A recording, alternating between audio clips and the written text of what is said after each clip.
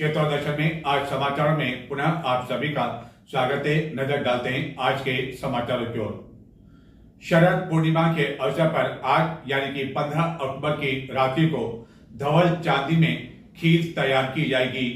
इस खीर का विशेष रूप से महत्व होता है और ये जो खीर तैयार होती है यह दूध या साबूदाने वाली खीर न होकर विशेष तौर पर कई जड़ी बूटियों आदि से बनाई जाती है और 16 अक्टूबर को शरद पूर्णिमा पर इस खीर का वितरण कई मंदिरों एवं अन्य स्थानों पर किया जाएगा, जबकि कई जने 17 अक्टूबर को शरद पूर्णिमा मनाएंगे और 16 अक्टूबर को रात्रि को यह खीर तैयार की जाएगी और चांदनी रात में यह खुले आकाश के नीचे रखकर तैयार की जाएगी।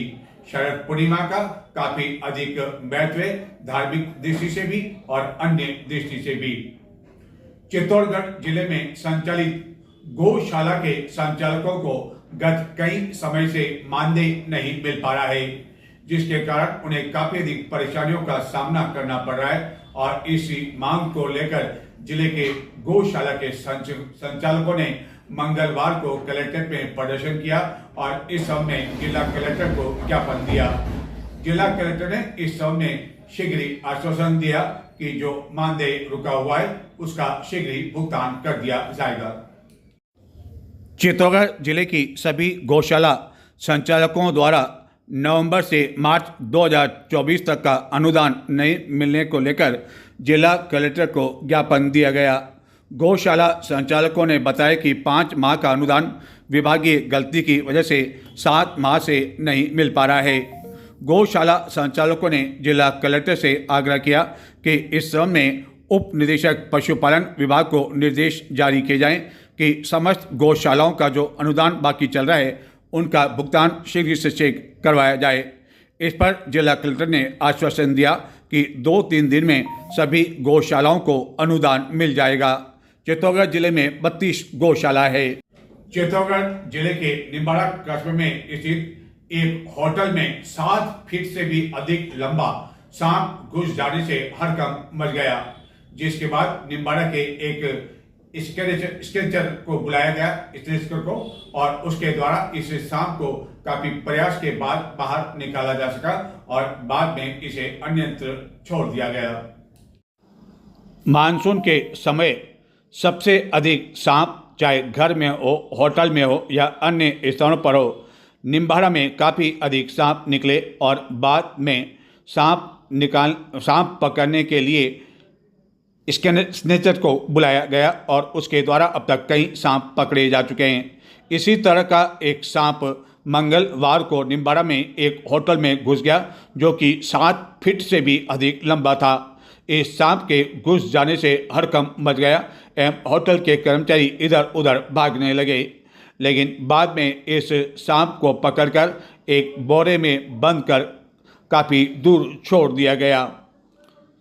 सांप पकड़ने वाले युवक का कहना है कि कभी भी सांप दिखने पर उस पर आक्रमण नहीं किया जाना चाहिए और उसे मारना नहीं चाहिए, वरना वह काफ़ी अधिक घातक हो सकता है और सांप जिस स्थान पर भी बैठा हो वहाँ किसी तरह की कोई छेड़छाड़ नहीं की जानी चाहिए।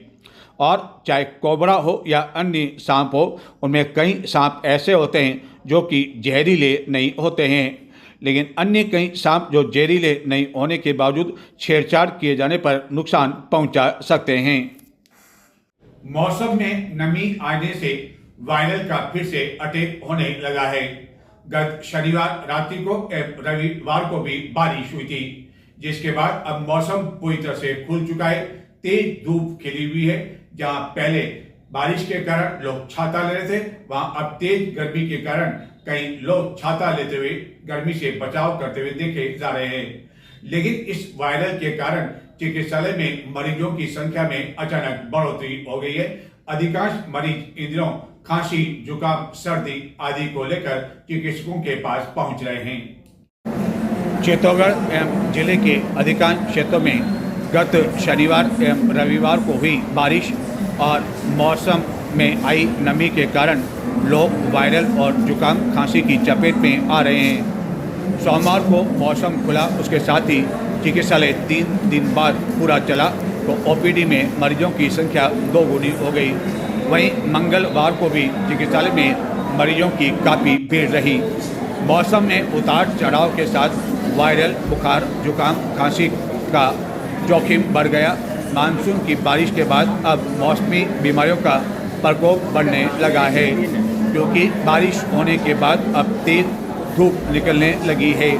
बड़ी तादाद में लोग मौसमी बीमारियों की चपेट में आ रहे हैं। चित्तौड़गढ़ जिला मुख्यालय स्थित जिले के सबसे बड़े चिकित्सालय श्री सांवलिया चिकित्सालय में आउटडोर में मरीजों की संख्या अचानक बढ़ गई है। अष्टमी, नवमी एवं दशहरा के 3 दिन के अवकाश के बाद जब सोमवार को अस्पताल पूरे समय के लिए खुला तो उस दौरान भी बड़ी संख्या में मरीज इलाज के लिए पहुंचे और मंगलवार को भी यही स्थिति देखने को मिली। चारों ओर मरीज ही मरीज नजर आ रहे थे। मरीज लाइन में लगाकर डॉक्टर को दिखाने का इंतजार कर रहे थे। एक और जहाँ मरीजों की कतार लगी हुई थी, वहीं कई मरीज चिकित्सालय परिसर में स्थित पीएमओ के कक्ष के बाहर लगी नेम प्लेट को देखकर भी आश्चर्यचकित हो रहे थे।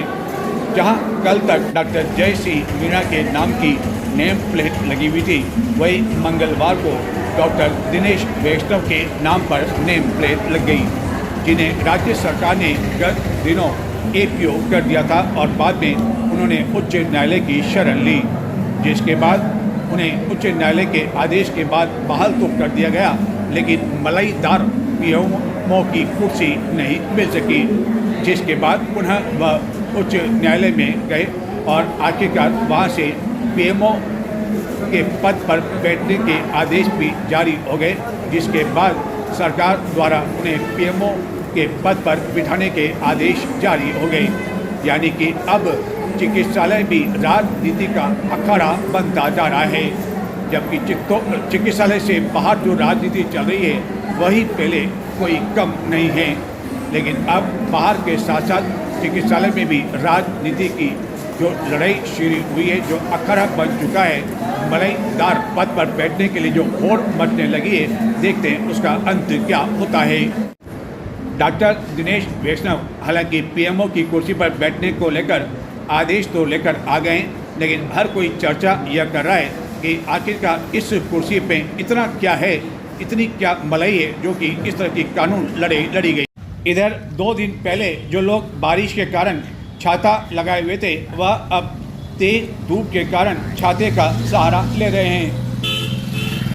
जुगाड़ के मामले में हिंदुस्तान का कोई मुकाबला नहीं है।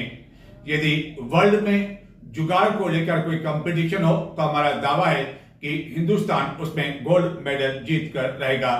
चाहे किसी तरह का भी कोई जुगाड़ हो, हमारे यहाँ जुगाड़ियों की कमी नहीं है और कोई न कोई जुगाड़ वह निकाल लेते हैं। इसी तरह जुगाड़ की एक गाड़ी मंगलवार को नगर के मुख्य मार्गों से जाते हुए दिखाई दी और यह गाड़ी कोई आसपास से नहीं बल्कि कोटा से होते हुए रेल मगरा की और चित्तौड़गढ़ से जब गुजरी तो लोग आश्चर्य निगाहों से इस जुगाड़ की गाड़ी को देखते ही रह गए। अन्य छोटे छोटे देशों के मुकाबले भारत को चाहे ओलंपिक खेलों में इतनी अधिक सफलता नहीं मिल पाती है और इतने अधिक मेडल नहीं मिल पाते हैं, लेकिन जुगाड़ के मामले में दावे के साथ कहा जा सकता है कि वर्ल्ड में भारत नंबर 1 पर है। यहाँ हर तरह के जुगाड़ से काम चलाया जा सकता है और पैसों की बचत इसी जुगाड़ से की जा सकती है। इसी तरह की जुगाड़ की एक गाड़ी मंगलवार को जब चित्तौड़गढ़ के मुख्य मार्गों से होकर गुजरी तो लोग इस जुगाड़ की गाड़ी को देखने में लगे रहे। इस जुगाड़ की गाड़ी पर साइकिल के पहिए लगे हुए थे और इसमें 1-2 नहीं बल्कि 4 जने सवार थे। इस जुगाड़ की गाड़ी को चला रहे व्यक्ति की मां जो कि बीमार थी उसे इलाज के लिए ले जाया जा रहा था, जबकि उसकी पत्नी और 2 अन्य बच्चे भी इसी जुगाड़ की गाड़ी में सवार थे। हल्की फुल्की बारिश आ जाए तो उसके लिए भी इसमें इंतजाम किया हुआ था। पूछताछ करने पर बताया कि ये जुगाड़ की गाड़ी कोटा के समीप से आ रही है और रेल मगरा की ओर जा रही है। हालांकि इसमें पेट्रोल का उपयोग किया जाता है लेकिन जिस तरह ये जुगाड़ की गाड़ी बनाई गई उसको देखकर शायद बड़े बड़े उद्योगपति भी ये सोचने पर विचार करेंगे कि नैनो जैसी कार को चलाने के स्थान पर या बनाने के स्थान पर यदि ऐसी सस्ती जुगाड़ गाड़ी बना दी जाए तो कई लोगों के लिए उपयोगी साबित हो सकती है और इस जुगाड़ की गाड़ी बनाने में अधिक खर्चा भी नहीं आएगा। जिले के बादसोड़ा चौराहे पर स्थित प्राकट्य सांवलिया जी मंदिर में उदयपुर के एक भक्त ने अपनी मन्नत पूरी होने पर चांदी से निर्मित 2 अश्व भेंट किए। हालांकि इस भक्त ने अपना नाम नहीं बताया। उदयपुर के एक भक्त की मन्नत पूरी होने पर उसके द्वारा चांदी से बने 2 अश्व जिले के बासोड़ा चौराहे पर स्थित सांवलिया जी के प्राकट्य मंदिर में भेंट किए गए और इस भक्त ने अपना नाम भी उजागर नहीं किया। मीरा स्मृति संस्थान फिर विवादों के घेरे में आ गई है, जिसके द्वारा प्रतिवर्ष मीरा महोत्सव का आयोजन किया जाता है। अब तक यह 3 दिवसीय आयोजन किया जाता रहा है, लेकिन इस वर्ष से इस आयोजन में 1 दिन की कमी कर दी गई है और यह आयोजन इस वर्ष किसी खुले प्रांगण में नहीं बल्कि इंदिरा प्रियदर्शनी ऑडिटोरियम में आयोजित किया जाएगा। लेकिन मीरा स्मृति संस्थान द्वारा अपने इस मीरा महोत्सव को प्रस्तुत करने के लिए मेवाड़ विश्वविद्यालय गंगरार को भी प्रायोजक बनाना पड़ा और जिसके साथ अन्य कई प्रतिष्ठित संस्थाओं को भी जोड़ दिया गया। वहीं मेवाड़ विश्वविद्यालय जब गत दिनों फर्जी डिग्रियों के मामले में एसओजी की रडार पर आया था, कई अधिकारी कर्मचारी गिरफ्तार हुए और अभी भी जांच पूरी तरह से नहीं हुई है। लेकिन इसके बावजूद मीरा स्मृति संस्थान के अध्यक्ष एवं अन्य पदाधिकारियों द्वारा मेवाड़ विश्वविद्यालय की जो खोई हुई प्रतिष्ठा है उसको पुनः लाने के लिए मंच देने के लिए न केवल प्रायोजक बनाया गया बल्कि मेवाड़ विश्वविद्यालय एवं उससे जुड़े मेवाड़ गर्ल्स के कलाकारों को भी 18 अक्टूबर को कार्यक्रम प्रस्तुत करने के लिए बुलाया गया, जिस पर अब कई सवालिया निशान लगाए जा रहे हैं। सवाल ये उठता है कि आखिरकार ऐसी क्या आवश्यकता पड़ी मीरा स्मृति संस्थान को, जिसको फर्जी डिग्री के मामले में विवादों के पूरे देश में विवादों के घेरे में आई मेवाड़ विश्वविद्यालय का सहारा लेना पड़ा, प्रायोजक बनाना पड़ा और जिले के राजस्थान के लोक कलाकारों को स्थान देने के स्थान पर मेवाड़ विश्वविद्यालय को प्रायोजक मीरा स्मृति संस्थान द्वारा आगामी 17-18 अक्टूबर को मीरा महोत्सव का आयोजन किया जा रहा है।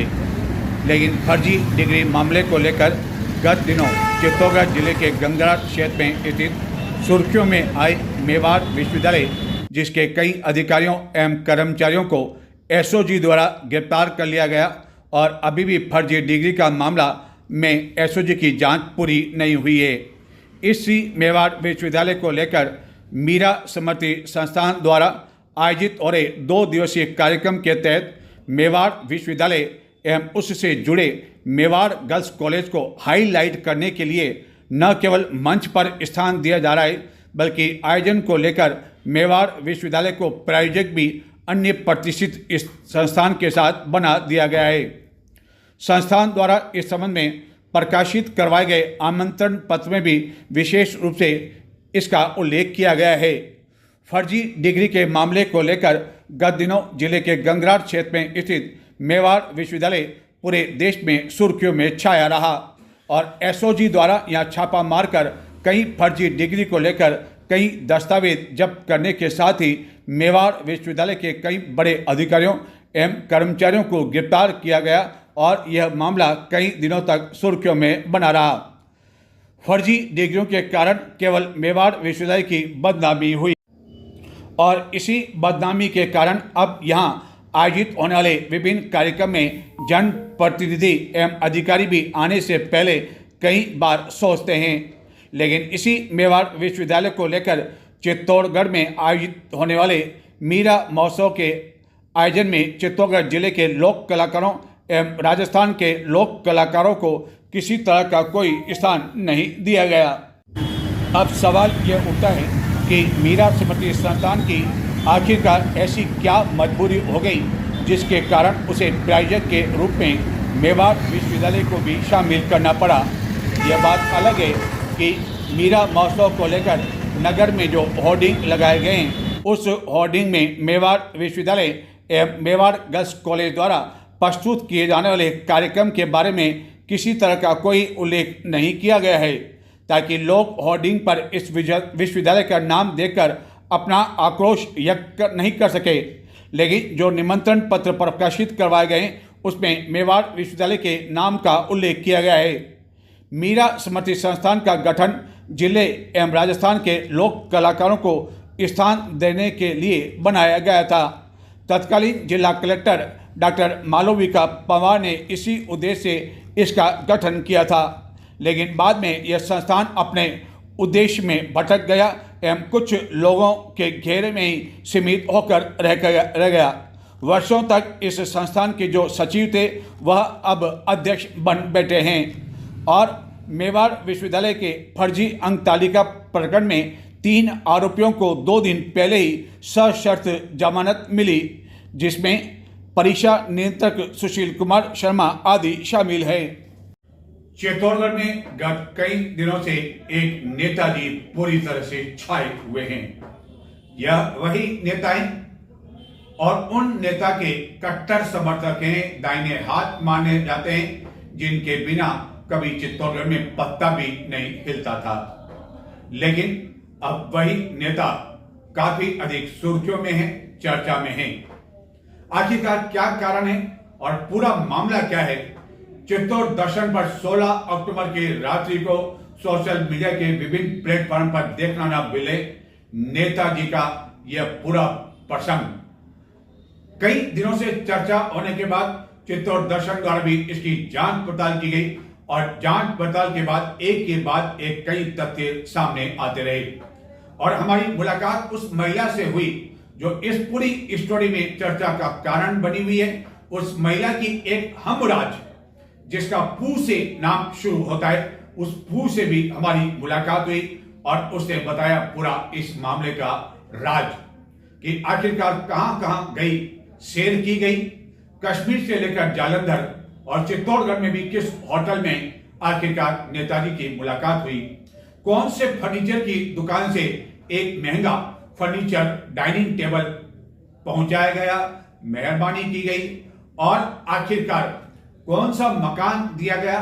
और यह पूरा मामला पहले प्यार और बाद में मारपीट में जब परिवर्तित होने लगा और पानी सिर के ऊपर से गुजरने लगा, तो आखिरकार महिला की जो हद है बर्दाश्त, वो भी बाहर होने लगी और उस महिला द्वारा चित्तौड़गढ़ के एक नेताजी से संपर्क किया गया। नेताजी ने भी हाथ खड़े कर दिए कि वह इस मामले में कुछ भी नहीं कर सकते हैं। उसके बाद दूसरे नेताजी से मुलाकात होती है और महिला कहती है कि आपकी बेटी की रक्षा आपको करनी है। नेताजी पिघल जाते हैं क्योंकि उनके सामने कोई महिला नहीं बल्कि एक महिला बेटी के रूप में न्याय मांगने के लिए गई थी और हमेशा वह न्याय करते आए हैं। और आखिरकार उसी दिन से पट कथा लिखना शुरू हुई। चित्तौड़गढ़ के समीप किस रिसोर्ट में यह पट कथा लिखी गई, किस तरह शुरुआत हुई, उस पट कथा के दौरान चित्तौड़गढ़ के कौन कौन वकील वहां मौजूद थे और आखिरकार बाद में किस तरह इस मामले को सुलझाने का प्रयास किया गया, कौन कौन लोग उसमें शामिल हुए, कितनी राशि में सौदा हुआ और 37 मिनट का ऑडियो अब वायरल हुआ, वीडियो वायरल हुआ। नेताजी का क्या कहना है, महिला का क्या कहना है। महिला से भी हमने संपर्क किया लेकिन उसे कैमरे पर कुछ बताया नहीं और कैमरे पर हम भी बता नहीं सकते हैं, नियमों के अंदर बंधे हुए हैं। लेकिन पूरा जो मामला है अब पूरी तरह से सामने आ गया है कि आखिरकार प्यार, मारपीट, सस्पेंस, पट कथा का यह है क्या राज। चित्तौड़ दर्शन पर 16 अक्टूबर रात्रि को देखना ना भूले। चित्तौड़ दर्शन की अब तक की सबसे सनसनीखेज खबर चित्तौड़ दर्शन पर 16 अक्टूबर की रात्रि को। नमस्कार।